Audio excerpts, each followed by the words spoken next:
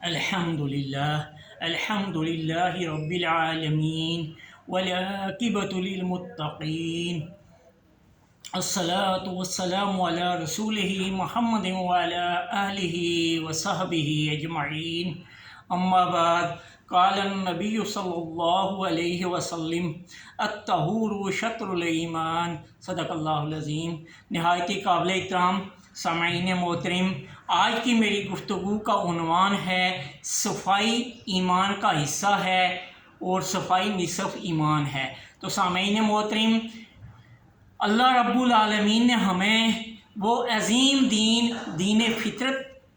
عطا فرمایا کہ جو ہماری زندگی میں ہمارے گھر سے لے کے ہمارے بیت الخلاء سے لے کے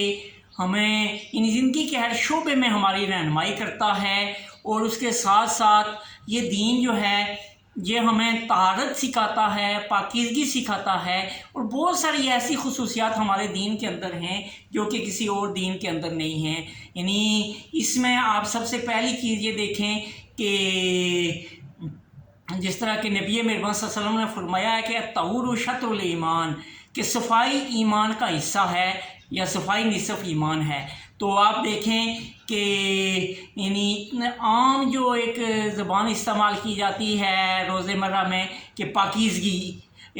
صفائی، جس کو ہم انگلش میں کلینلینس بھی کہتے ہیں۔ اب صفائی میں بعض اوقات ہمارے کپڑے تو بہت صاف ستھرے نظر آ رہے ہوتے ہیں، لیکن اس کے اندر طہارت جو ہے طہارت جو باقی مذاہب میں نہیں ہے۔ اب طہارت یہ ہے کہ اگر میرے کپڑے جو ہے وہ تھوڑے سے بھی خراب ہوں گے، اگر پیشاب کے قطرے لگ جائیں گے اس کے اوپر، تو وہ پھر کیا ہوگا، وہ ناپاک ہو جائے گا۔ اب اسی لیے پاکیزگی اور صفائی میں بہت بڑا فرق ہے۔ صفائی جو ہے پاکیزگی کا حصہ ہے، لیکن پاکیزگی اور صفائی کا حصہ نہیں ہے، چونکہ صفائی جو ہے وہ پاکیزگی کے بغیر صفائی ممکن نہیں ہے، لیکن صفائی جو ہے وہ اس میں پاکیزگی جو ہے بعض اوقات نہیں ہوتی ہے۔ بعض اوقات ہم دیکھتے ہیں کہ کپڑے بہت صاف ستھرے ہیں، بہت چمکدار زرق برق لباس پہنا ہوتا ہے، لیکن اس کے اندر طہارت نہیں ہوتی ہے، اس میں کوئی گندگی، وہ چھینٹے پیشاب کے پڑ کے سوکھ جائیں وہ نظر نہیں آتے ہیں۔ تو اس لیے جو ہے یہ طہارت جو ہے اسلام ہمیں جو چیز سکھاتا ہے، ہمیں وہ پیشاب کے قطروں کو بھی صاف کرنے کا طریقہ اسلام ہمیں بتاتا ہے، اور چھوٹی سے چھوٹی جو نجس چیز ہے اس سے بھی ہمیں پاک رہنے کا بتاتا ہے۔ اسی لیے ہماری نماز دیکھیں، نماز کی شرائط میں ہے کہ جسم کا پاک ہونا، جگہ کا پاک ہونا۔ اب پاکی یہی ہے کہ وہاں کوئی ناپاک چیز نہ ہو، اس کو طہارت، اس کے اندر طہارت ہو، پاکیزگی ہو۔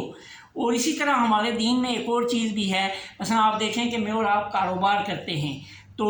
کہتے ہیں کہ فلاں کو بہت زیادہ نفع ہوا ہے، گھر میں کوئی سامان آتا ہے تو ہم کہتے ہیں کہ اس دفعہ ہمیں اتنا سامان آیا ہے، یہ فائدہ ہوا ہے۔ لیکن ایک چیز اسلام کے اندر ہے کہ برکات، ایک نفع ہوتا ہے اور ایک برکت ہوتا ہے۔ تو ہمارے دین کے اندر یہ دو چیزیں بڑی منفرد ہیں۔ ایک یہ ہے کہ طہارت، صفائی کا، جس طرح صفائی طہارت کا ایک حصہ ہے،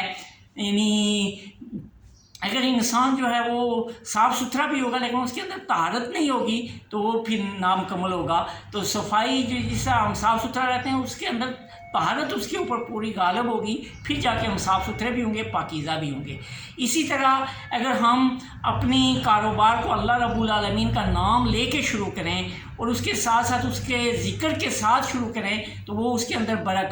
برکت ہوگی، اور برکت جو ہے وہ بھی ہمارے دین نے ہی ہمیں سمجھائی ہے، اور بہت ساری برکات بھی اس طرح دیکھنے میں آئی ہیں، اور نبی مہربان صلی اللہ علیہ وسلم کی زندگی میں بھی ہمیں وہ برکات نظر آتی ہیں کہ جب آپ اپنی دائیہ حلیمہ سعدیہ کے ہاں جا رہے ہیں، کمزور سی اٹھنی ہے، وہ اتنی تیز چلنا شروع ہو جاتی ہے، لاغر سی بکریاں ہیں تو وہ دودھ دینا شروع ہو جاتی ہیں، یہ برکت ہوتی ہے۔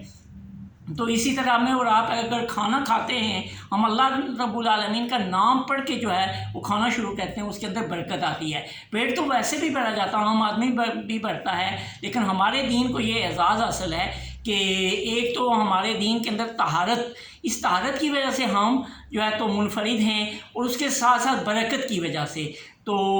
اب اسی لیے نبی مہربان صلی اللہ علیہ وسلم نے فرمایا الطہور شطر الایمان، کہ صفائی نصف ایمان ہے۔ تو بعض اوقات ہمارے معاشرے میں یہ کنسیپٹ ہو جاتا ہے کہ فلاں ملنگ ہے، فلاں سائیں ہے، اب وہ بیچارے ہوتے ہیں مجذوب، وہ ہماری مدد کے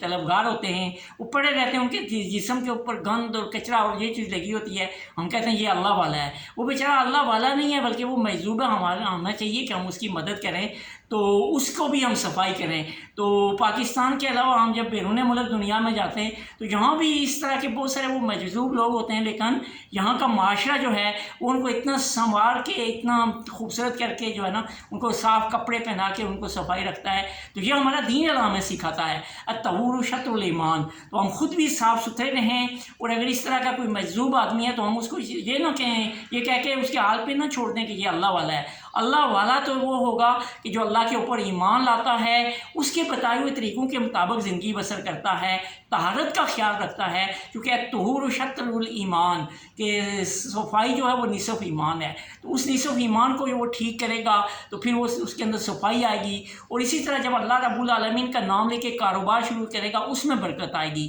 کھانا کھانے سے پہلے اللہ رب العالمین کا نام لے کے کھانا کھائے گا، اس کے اندر برکت ہوگی۔ اسی طرح کھانا کھانے کے بعد اللہ رب العالمین کا شکر ادا کرے گا، اس کو بھی اس کے اندر برکت ہوگی۔ پھر اسی طرح اپنے روز و شب اللہ کا نام لے کے ہر ایک کام سے شروع کرے گا تو پھر کیا ہے اس کے اندر برکت آئے گی۔ تو یہ دو چیزیں جو ہے آج میری ڈسکشن کا موضوع تھا کہ ہمارا دین جو ہے